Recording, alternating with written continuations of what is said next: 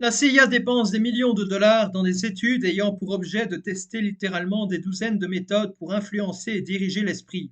Un document MKUltra de 1955 donne une indication de l'ampleur de l'effort consenti, qui fait référence à l'étude d'un assortiment de substances qui altèrent l'esprit comme suit. Source: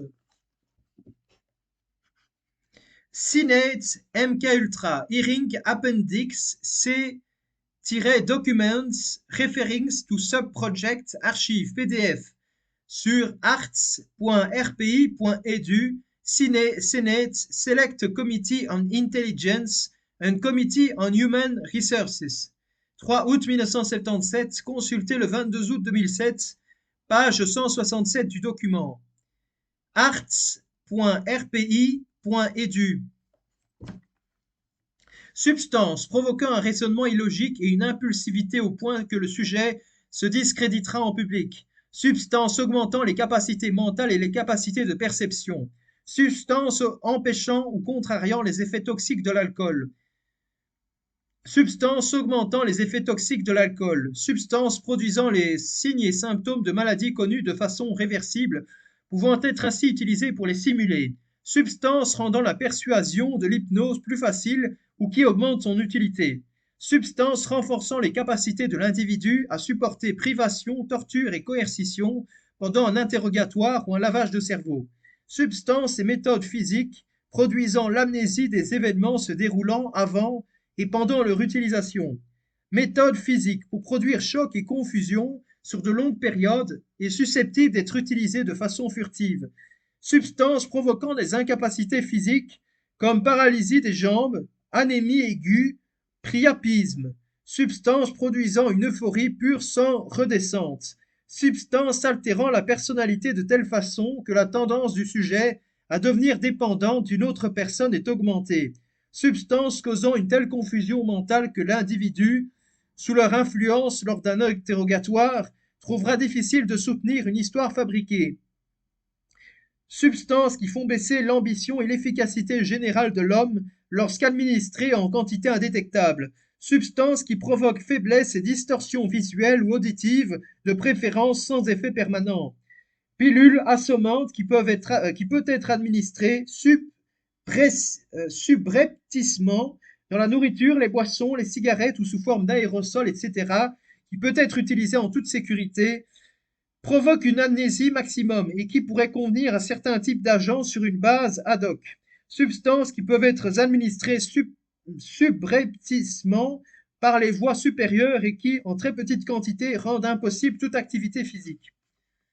Dans les années 1950, la CIA s'intéresse beaucoup à un nouveau psychotrope découvert récemment, le LSD. Pour ce faire, elle recrute des volontaires, dont certains deviendront célèbres, comme Casey. Lors d'une expérience, une sélection de prisonniers héroïnomanes consomment du LSD en continu durant 77 jours.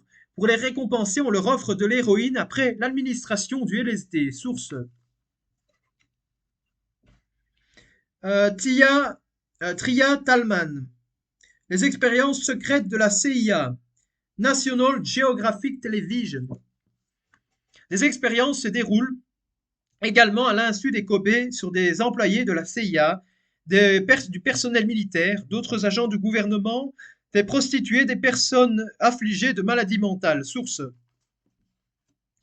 Tim Wenner, Sidney Gottlieb, 80, Dice, took LSD to CIA. Archives sur newyorktimes.com. 10 mars 1999, consulté le 1er septembre 2012. Le biochimiste Frank Olson est un de ces Kobe involontaires. Frank Olson, biochimiste de l'armée et chercheur dans le domaine des arbres biologiques, avait reçu du LSD et se serait suicidé par défenestration une semaine plus tard, au cours d'une crise de paranoïa aiguë. Le médecin de la CIA qui était censé surveiller Olson s'était apparemment endormi lorsque Olson passa à travers la fenêtre fermée au rideau tiré. Les circonstances exactes de sa mort demeurent pour le moins controversées.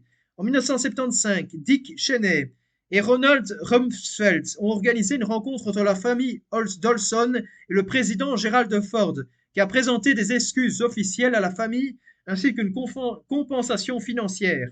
Le fils de Frank Olson conteste cette version et prétend que son père a été supprimé en raison de ses connaissances sur les techniques d'interrogatoire, parfois mortelles, utilisées par la CIA sur des prisonniers du bloc de l'Est en Europe. En 1994, le corps d'Olson a été exhumé et les traces sur sa boîte crânienne suggèrent qu'il a reçu un coup avant la chute qui l'aurait tué.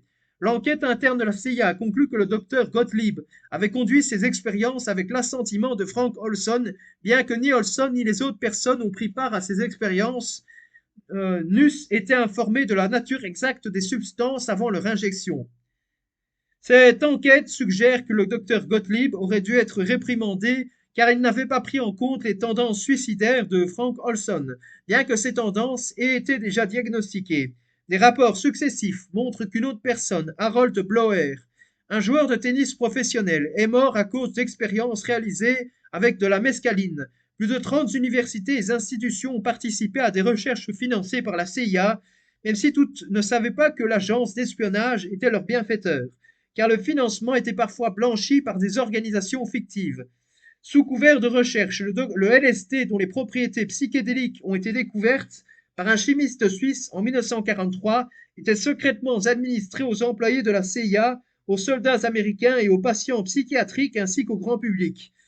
Un agent pharmaceutique fédéral qui travaillait comme consultant pour la CIA pour un projet baptisé Operation Midnight Climax a embauché des prostituées pour transmettre le médicament à des clients sans méfiance, puis a regardé à travers des miroirs bidirectionnels pendant que les clients trébuchaient.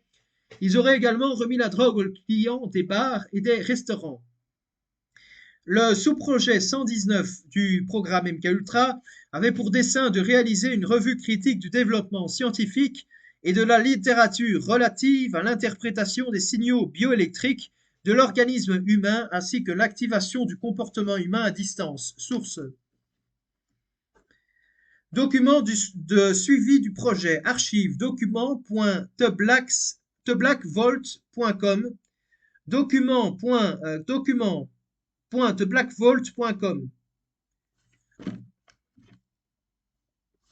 Plus précisément, l'étude regroupait 5 domaines. Source. MKUltra Sub-Project 119. Archive document.theblackvault.com. Les senseurs bioélectriques, source de potentiel électrique significatif et méthode de pick-up. L'enregistrement, amplification, enregistrement électronique et autres enregistrements multicanaux.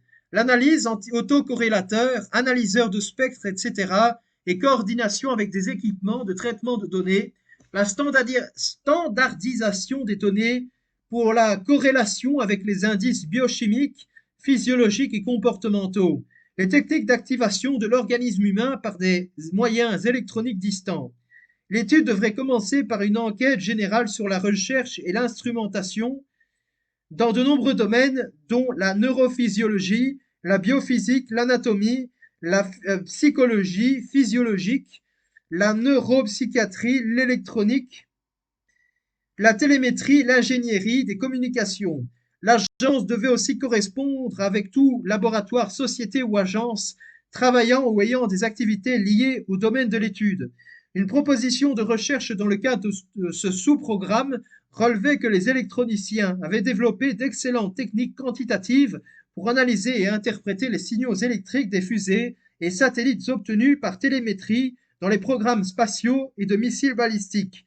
Certains aspects de cette recherche dans le cadre du programme MKUltra, lecture des ondes cérébrales à distance et modification du comportement à distance, sont repris par Gordon Thomas. Source. Gordon Thomas, traduction de l'anglais. Les armes secrètes de la CIA, résumé manipulation et armes chimiques. Paris, 2007, page 544, ISBN 978-7578-0286-1, page 392 à 393.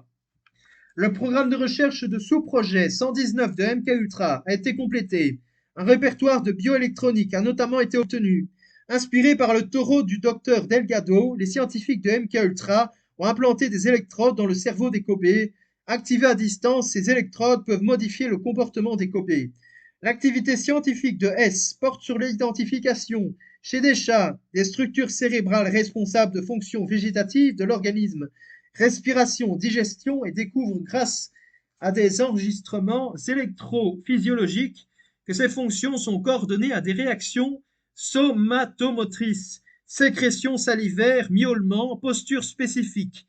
Lauréat du prix Nobel de physiologie ou médecine en 1949 avec le portugais Egas Moniz. S est distingué pour la découverte de l'organisation fonctionnelle de mésencéphale comme coordinateur des activités des organes internes. Le mésencéphale, ou cerveau moyen, est chez les chordés une région du tronc, je ne sais pas si on dit les cordés ou les chordés, donc une région du tronc cérébral reliée au cerveau, située entre la protubérance ou pont en bas et le diencéphale en haut. Il comprend de l'avant vers l'arrière les pédoncules cérébraux. Ces travaux ont contribué à la mise en place de traitements d'affections neurologiques. Dès le début des années 50, le docteur Lilly avait établi la cartographie des fonctions corporelles liées à diverses zones du cerveau. De 1949 à 1957, il reçut une formation en psychanalyse et participa à des recherches concernant la stimulation électrique du cerveau au moyen d'électrodes et de diffusion d'ondes Lilly's Waves, d'impulsion biphasée, ancêtre de l'électroencéphalogramme. Cette méthode est toujours utilisée dans le traitement de certaines affections. Au début des années 1960, John Cunningham Lilly fait partie des expérimentateurs Kobe de nouvelles drogues psychédéliques et participa au même titre que Timothy Leary ou Allen Ginsberg à des séances sous LSD et kétamine. Il poursuit ses recherches d'état modifié de conscience ECM à l'aide de son caisson d'isolation sensorielle. Source D. de Gramont. Le christianisme est un transhumanisme. Paris, édition du Cerf, 2017. ISBN 978-204-11217-8, page 45. Et en compagnie de Dauphin, ainsi que le rapport dans ses livres Programming and Meta-Programming in the Human Biocomputer, Theory and Experiments, Programmation et Programmation et métaprogrammation dans le bioordinateur humain. Théorie et expérience et The Center of the Cyclone, le centre du cyclone, publié en 1972. Dans les années 1970, John Cunningham Lilly voyage au Chili à l'Institut d'Arica et suit un entraînement avec le leader spirituel Oscar Ichazo, influencé par le soufisme et Gurdjieff,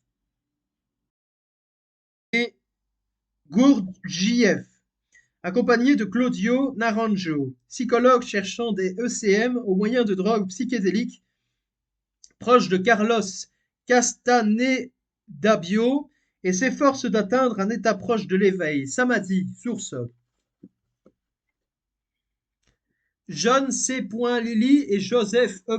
Hart, dit Arica Training. Transpersonal Psychologies, édité par Charles T. Tart, Routledge, 1975.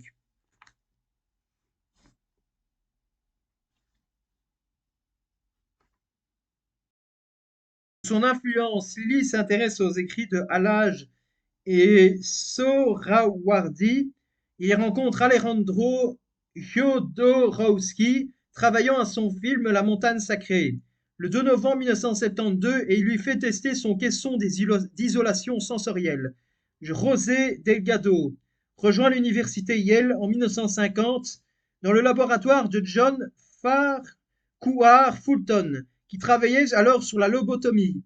Il y expérimente chez l'animal puis chez l'homme la stimulation électrique du cerveau, ou E.S.B. Electrical Stimulation of Brain, ainsi que la lecture de certains signaux cérébraux. Source. Maggie Scarf, Brain Researcher, José Delgado asked what kind of humans would we like to construct? New York Times, novembre 1970, page 153 à 170. La stimulation et la lecture des signaux sont faits grâce à des électrodes implantées dans certaines parties du cerveau. Pour constituer des implants cérébraux, dans un premier temps, les électrodes sont reliées par un fil à un circuit électrique externe, puis en raison de problèmes d'hygiène et de déplacement, il met au point un système radiocommandé, le Stimosavr. Source: John Organ, The Forgotten Era of Brain Chips, Scientific American, volume 293, numéro 4, octobre 2005, page 66 à 73, DOI 10.1038, Scientifica American 1005-66. Voilà, à très bientôt pour une prochaine vidéo.